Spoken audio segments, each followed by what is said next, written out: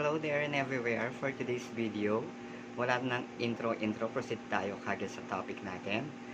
Okay, magbibigay tayo ng full review, tips and experience sa pagme-medical sa SM Lasso Medical Center. SM Lasso Medical Center is located Taft Avenue, Malate, Metro Manila.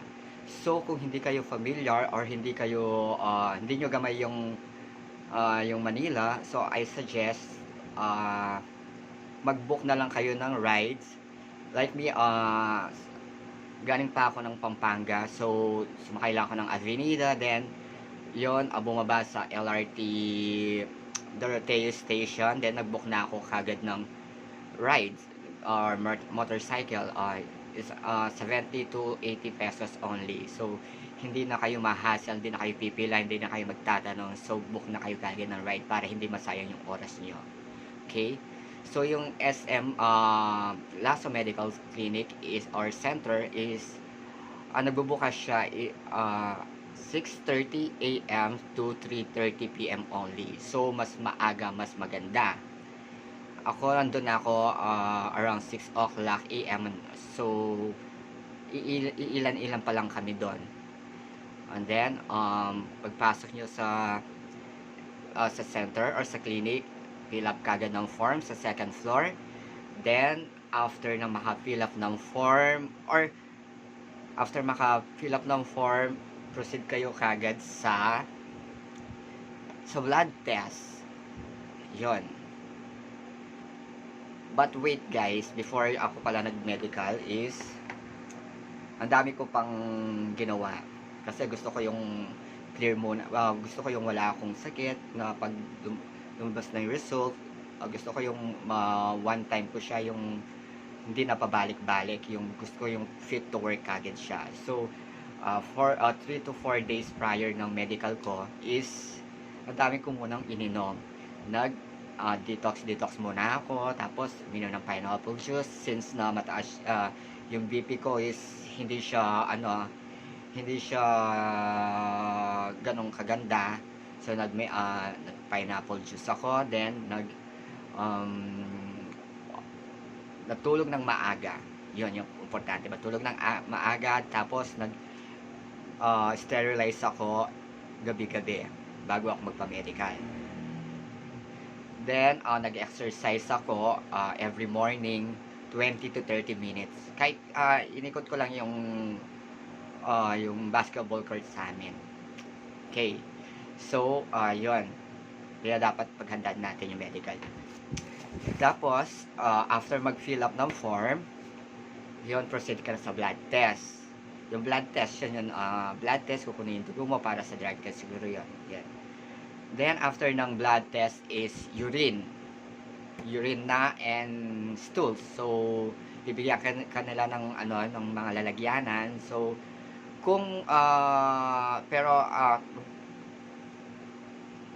pero kung medyo malapit-lapit ka lang or dapat kung maaga kang dumating, magdala ka ng kagad ng stools mo para hindi na abala kung saan ka pupunta ng CR. Although na may toilet room naman doon, pero may nakasulat na bawal tumae. So, ayun, kaya magdala na lang kayo ng stools nyo kagad.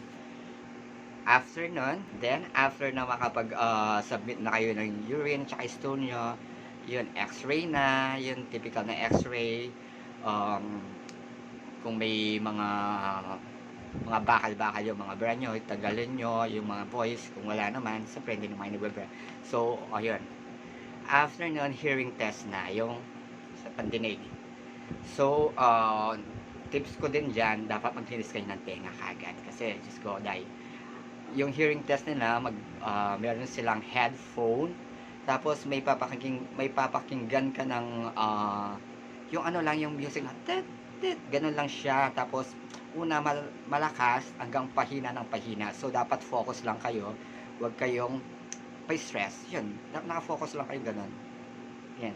Tapos, may sounds na tone, dapat pinipindot nyo. Sinasabayan nyo yung sounds. Hanggang pahina ng pahina. Dapat talaga, malinis yung tenga nyo. After ng hearing test is yun, blood pressure na. Then, after blood pressure, kunin yung height mo, kunin yung timbang mo. Then, eye test. Yung eye test, hindi siya typical na eye test sa mga sa mga medical natin, sa mga work, hindi siya ganun. Ang liit-liit na ng mga letters, tapos may papabasa sila sa'yo. So, dapat talaga, medyo maliwanag yung mata mo. Then, yun, left, right, ganun papabasa nila yung mga letters. After ng eye test is ECG. ECG yung para sa heart siguro yan. Di ako medyo familiar sa ECG, pero parang doon siya kasi may kukonect silang mga wire sila dyan. After ng ECG is physical examination na. Yun yun ang pinaka nito, yung iniisip natin, yung physical examination na. Yun. Tapos tatanong ka ng doctor, yung mga pinag-check mo sa mga pinila-form kung gano'n, kung may sakit ka or wala, gano'n. Tapos yun, maghuhubad ka na. Yung paghuhubad naman is parang pag andun ka na is wala na siya, natanggal na yung hiya mo. Kasi kung boy ka, like me, trans, so sa boy na doktor ako napunta. So kung mga pag-girl, so kaya wala na masyadong ilangan. Yun, pinaghubad, pinagtuwad, mabilis lang naman, tinignan lang naman sa loob kung may siguro almoranas yung inaano din nila, pinaka-concern nila kung may almoranas ka. Then, yon, tinignan sa harap, tinignan yung mga lato-lato ko, kung tapos yon, pinagpipindot-pindot ni doctor yung likod, kung may masakit. Kung may masakit, huwag ka na lang aamin, huwag mo nang sabihin mo wala. Ganon. Basta dead ma, kung may masakit na part na pinindot, kung tinanong ka kung may masakit, or wag ka mag-react kung may masakit, basta dead mga na lang. Ganun lang. After nun, pag nalampasan mo na yon, just ko, talaga ka na, ma-relieve ka na. Kasi yun ang natin ay, maghuhubad, parang nahiya ka, gano'n, di ba? After ng physical examination ni doc, yun, dental. Yan, ako, just ko, tsaka ng mga teeth ko. Yan, nagtitignan ni doc yung sira-sirang ipin, tapos yung kailangan bang ipasta, kung kailangan na bang bunutin. So, kung wala naman kayong budget, sabihin nyo, hindi na muna, doc. Pag may sobra na lang, pag may sobra kayong pera, doon na lang kayo tapos medyo matari yung doktor, pero naman siya, hindi naman matari, parang kanya na magpalinis tsaka magpa-pasta kung kailangan. Yun. So sabi niya na lang, next time na lang po, doc, pag may sobra gano'n, hindi ka naman talaga pipilitin. Kung ayaw mo, okay, ilalagay naman nila sa nila yan, sa chart nila. After ng dental is psychological test. Yun, hindi ko masyado in-expecto na may psychological test pala. Yun, medyo lang siya naman, madali. Lang, parang may isang paper na magsusulat ka na tell me about yourself, something like that. Tapos may tanong doon kung siguro tinetest nila kung gaano ka ka-ready mag-abroad, kung buo na yung loob mo. Doon nila matitest siguro yun. Kasi doon, parang essay lang siya, tell me about yourself, ba't gusto mag-abroad, tapos anong pangarap mo sa buhay, anong pangarap mo sa pamilya, yun. So, dapat alam mo. So, dapat talagang buo yung loob mo bago ka mag-plan na mag-abroad. After ng psychological test, yun, punta ka sa second floor ulit, tapos tanong ka sa information kung may nakalimutan ka pa, pero parang wala na, parang kompleto na natin sa lahat ng sinabi ko. Then 2 to 3 days yung yung paglabas ng result mo. Sa akin na sa 2 days lang siya, lumabas kagad ng result ko, forward kagad sa agency ko. So yung tips ko is, first is yun nga, mag-exercise, uminom ng mga detox, kung high blood ka, kailangan ako kasi since high blood ako, uminom ako ng pineapple juice, tapos kasi yung Ferox, Yung basta yung pang high blood, ay hindi, pang mali. Tapos, I mean, na anemic din ako. Alam ko, anemic ako. So, kumain ako ng mga gulay, ng mga ampalaya, yung pampaano ng anemic. Tapos, uminom din akong Ferox with, ano kasi, yung folic, yun.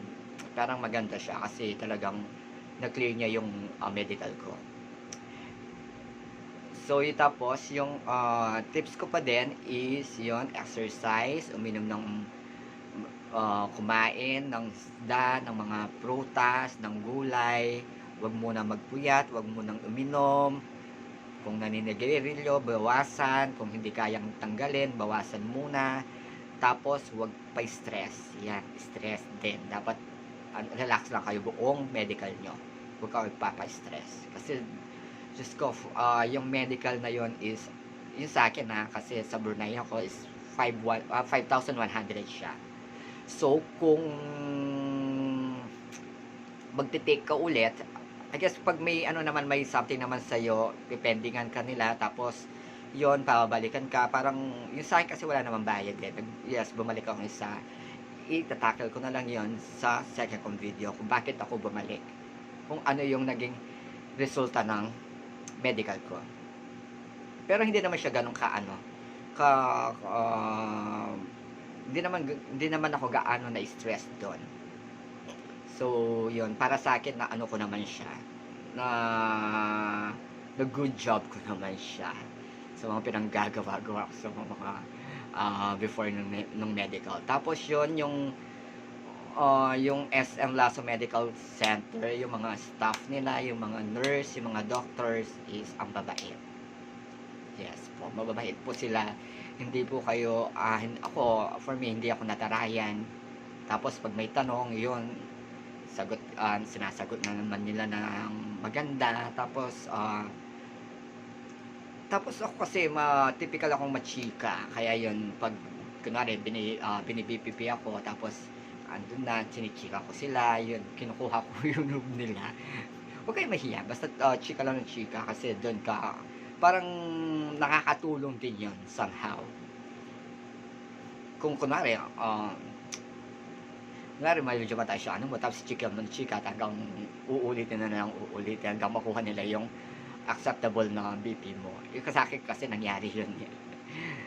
Tapos, ano pa ba yung tips? Yun nga. Tapos, experience ko naman is full review sa SM Lasso Medical Center is kung bibigyan ko siya ng 10 na pinaka-highest, siguro yun, 10 na yun, highest ko. Promise. Maganda yung service nila. Parang hindi ka manghihinayang na magbayad ng 5,000. Kasi, ang bilis ng process, ang gaan, ang smooth. Lahat ng mga nangyari sa akin, mga 15 to 20 AM ako dumating. So, mga before 9, tapos na ako. Oh, di ba? Bilis ng process. Wala nang etchas, karakarakas. So, ayun guys. Thank you so much for watching this video. And, bye.